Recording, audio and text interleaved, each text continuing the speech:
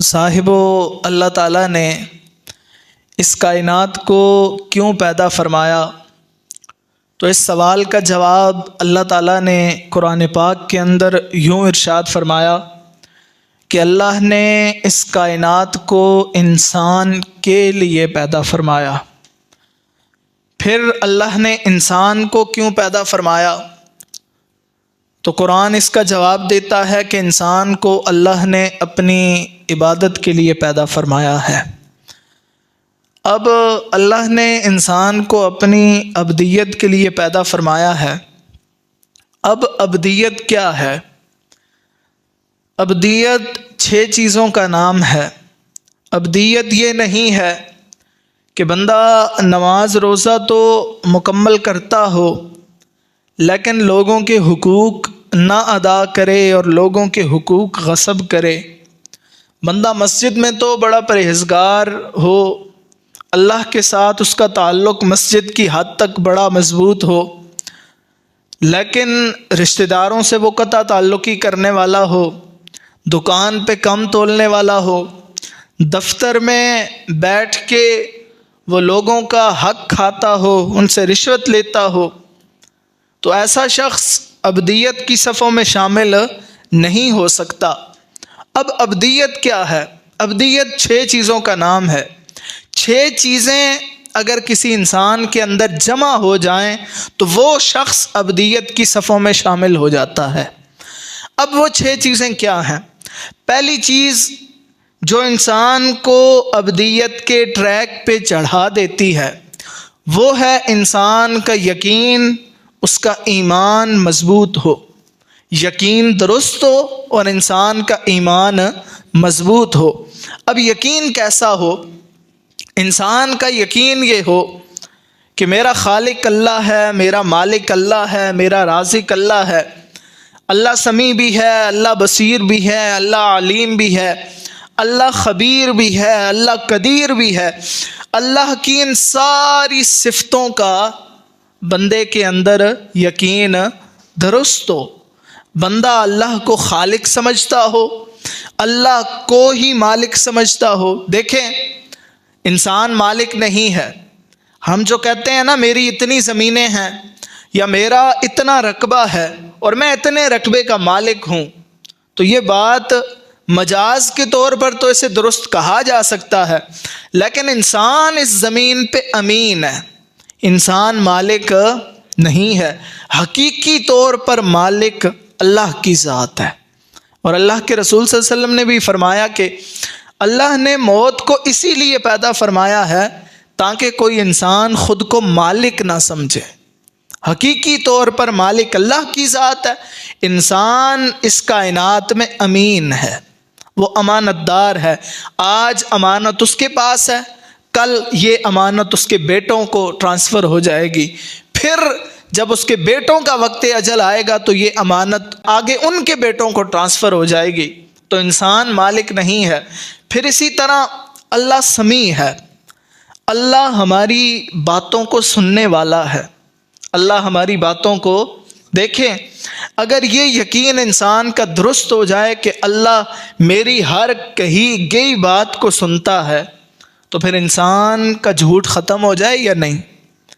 انسان کی غیبتیں، اس کی جاسوسیاں اور اس کے دیگر جو ہے وہ لوگوں کے لیے جو مشکلات پیدا کرتا ہے اپنی زبان سے، وہ مشکلات ختم ہو جائیں یا نہیں جب یہ یقین پیدا ہو جائے کہ اللہ میری ہر بات کو سننے والا ہے؟ پھر اسی طرح یہ یقین کہ اللہ بصیر ہے، اللہ دیکھنے والا ہے۔ اللہ کی صفت بصارت کا عالم کیا ہے؟ ایک چھوٹی سی مثال عرض کرتا ہوں، آپ دیکھیے، اس کائنات میں صرف انسان اس وقت جو زمین پر بستے ہیں 8 ارب ہیں، 8 ارب انسانوں کو 16 ارب آنکھیں دینے والے رب کی اپنی بصارتوں کا عالم کیا ہوگا؟ اس رب کی اپنی بصارتوں کا عالم کیا ہوگا؟ میں دیگر مخلوقات کی بات نہیں کر رہا، ایک مہم سا اندازہ صرف انسانوں کی حد تک لگا رہا ہوں کہ 8 ارب انسانوں کو 16 ارب آنکھیں دینے والے رب کی اپنی بصارتوں کا عالم کیا ہوگا؟ اور اگر آپ اللہ کی صفت بصیر کا شاندار مظاہرہ دیکھنا چاہتے ہیں تو آپ دیکھیے کہ اللہ نے قرآن پاک کے اندر سورہ نمل میں چیونٹی کا ذکر کیا کہ حضرت سلیمان جا رہے تھے، راستے میں ایک چیونٹی نے باقی چیونٹیوں سے کہا کہ حضرت سلیمان آ رہے ہیں، کہیں ان کا لشکر تمہیں کچل نہ دے، ان کے آنے سے پہلے تم اپنے بلوں میں داخل ہو جاؤ۔ اب یہ بات حضرت سلیمان نے بھی سنی، اس واقعے کا ذکر اللہ نے قرآن میں کیا۔ دیکھیں اللہ نے جتنی بھی مخلوقات پیدا فرمائی ہیں ان سب میں اللہ نے جینڈر اور جنس بنائی ہے، نر اور مادہ پیدا فرمایا ہے، مذکر اور مؤنث پیدا فرمایا ہے۔ اب اللہ نے یہاں چیونٹی کا ذکر فرمایا ہے اور چیونٹی کے ساتھ چیونٹی کے جینڈر کا بھی ذکر فرمایا ہے، چیونٹی کی جنس کا بھی اللہ نے ذکر فرمایا ہے۔ اب اللہ نے یہاں فرمایا قالت نملۃ، ایک مادہ چیونٹی نے کہا، ایک مؤنث چیونٹی نے کہا۔ دراصل یہاں اللہ یہ بتانا چاہ رہا ہے کہ اے انسان، جو رب چیونٹی کے جینڈر کو بھی جانتا ہے، چیونٹی کی جنس کو بھی جانتا ہے، وہ رب تمہاری حرکتوں سے بھی واقف ہے، وہ تمہارے گناہوں کو بھی جانتا ہے، وہ تمہارے معاملات کو بھی جانتا ہے، وہ تمہاری تنہائیوں سے بھی واقف ہے۔ دیکھیں چیونٹی اتنی چھوٹی سی چیز ہے کہ میرے علم میں کم از کم یہ بات نہیں ہے کہ دنیا میں کوئی ایسی خوردبین اس وقت تک ہوئی ہو جو وہ بالکل جو چھوٹی چیونٹی نہیں ہوتی اس چیونٹی کی جینڈر کو جان سکے، اس چیونٹی کے جنس کو جان سکے، لیکن اللہ نے اس چیونٹی کے جنس کا بھی ذکر فرمایا ہے۔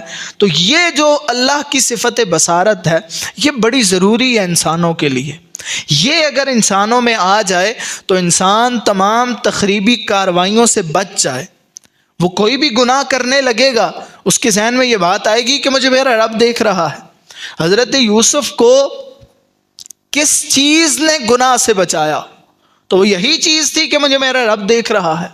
حالانکہ زلیخا نے سارا بندوبست کر دیا تھا انسانوں سے دور، لیکن حضرت یوسف نے کیا کہا کہ مجھے میرا رب دیکھ رہا ہے۔ اور یہ بڑا ضروری ہے، جب بھی ہمارے بچے بالغ ہوں، بڑے ہوں، ہمیں ان کے ذہنوں میں یہ بات ڈالنی چاہیے کہ ہمارا رب ہمیں ہر وقت دیکھ رہا ہے۔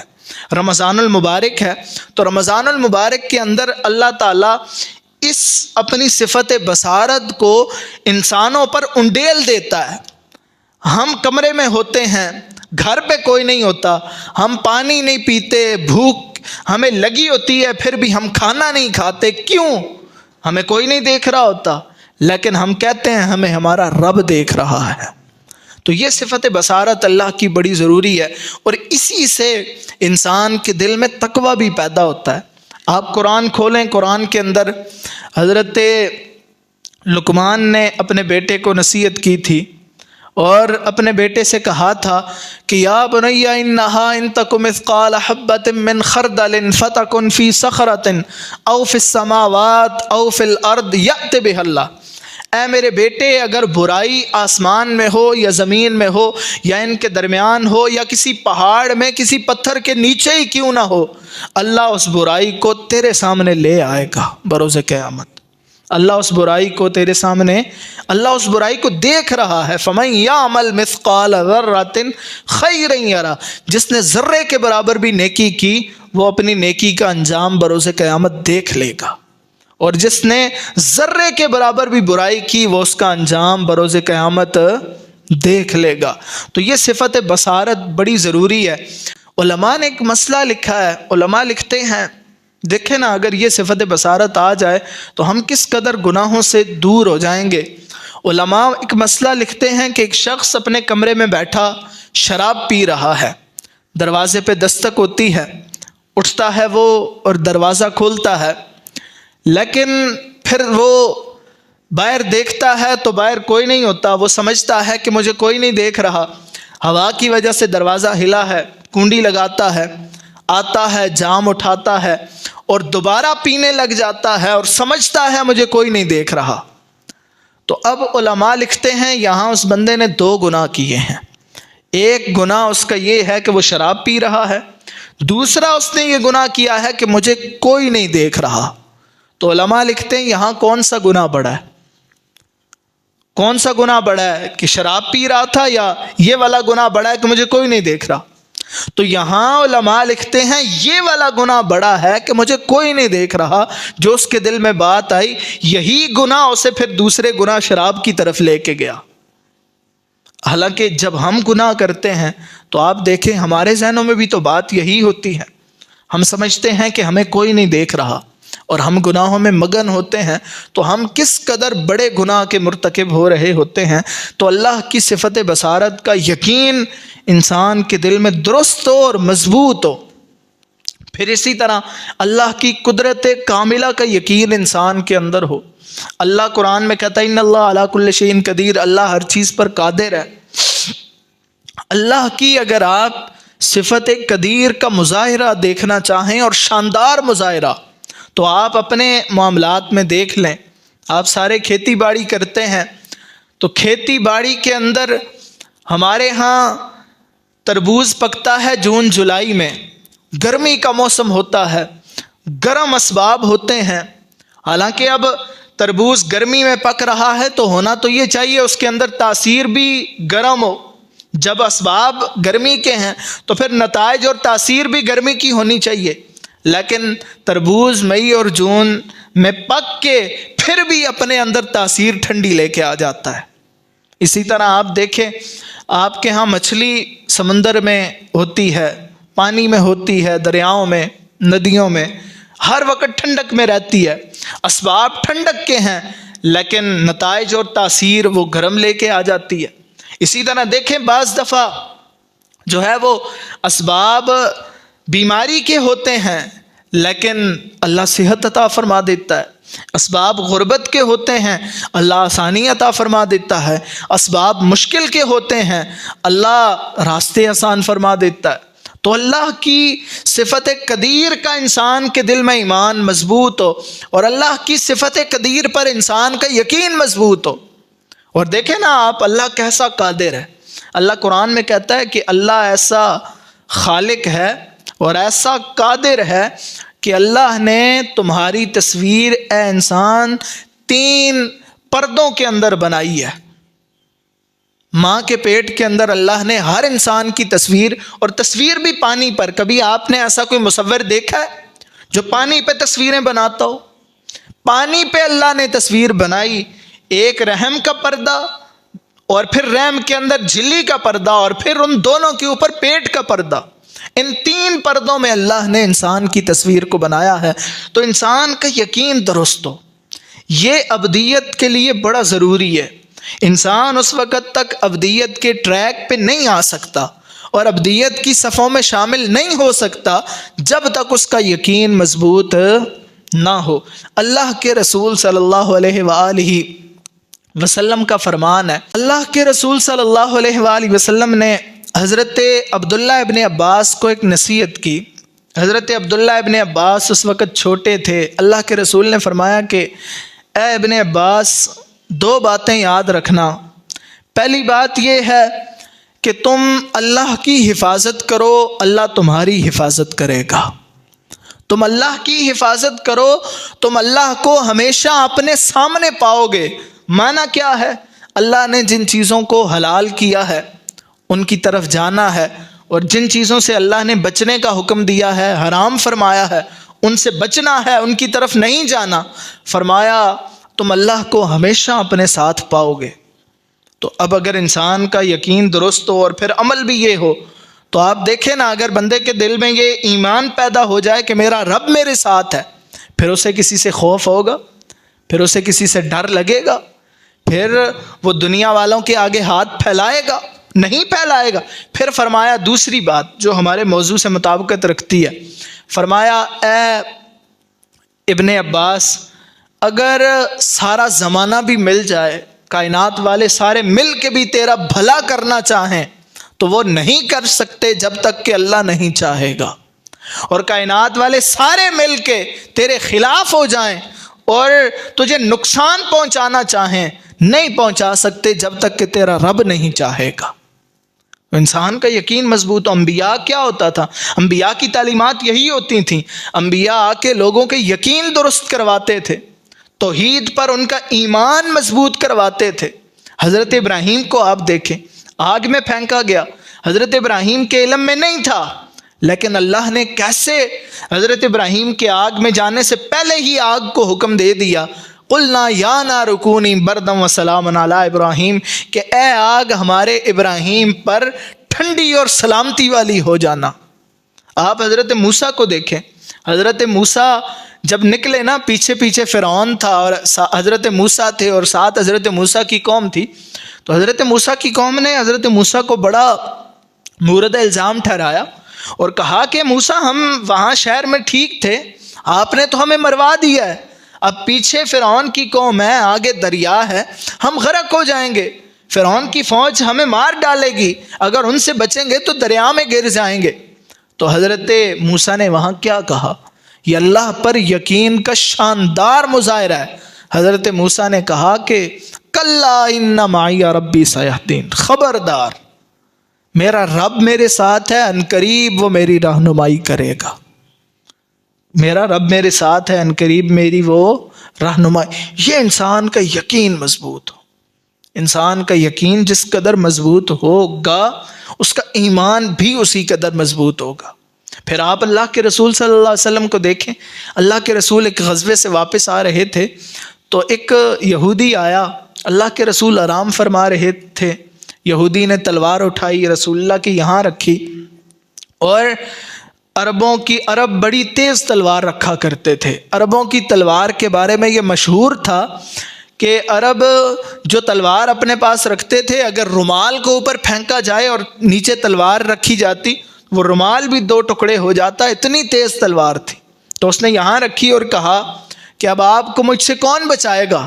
تو اللہ کے رسول نے فرمایا مجھے میرا اللہ بچائے گا، مجھے میرا رب بچائے گا۔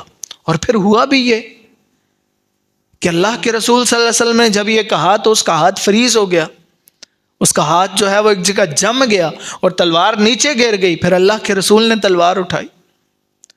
تو انسان کا یقین اللہ کی ذات پہ مضبوط ہو، وہ اللہ کے خالق ہونے پہ، مالک ہونے پہ، رازق ہونے پہ، سمیع ہونے پہ، بصیر ہونے پہ، علیم ہونے پہ، خبیر ہونے پہ، قدیر ہونے پہ یقین رکھے تو ہی وہ ابدیت کی صفوں میں شامل ہو سکتا ہے۔ ابدیت صرف نماز روزے کا نام نہیں ہے، ابدیت سب سے پہلے انسان کے ایمان کا نام ہے۔ اور میں نے پہلے بھی عرض کیا تھا کہ ہم لوگ عقیدے کو ایمان سمجھتے ہیں، عقیدہ ایمان نہیں ہے۔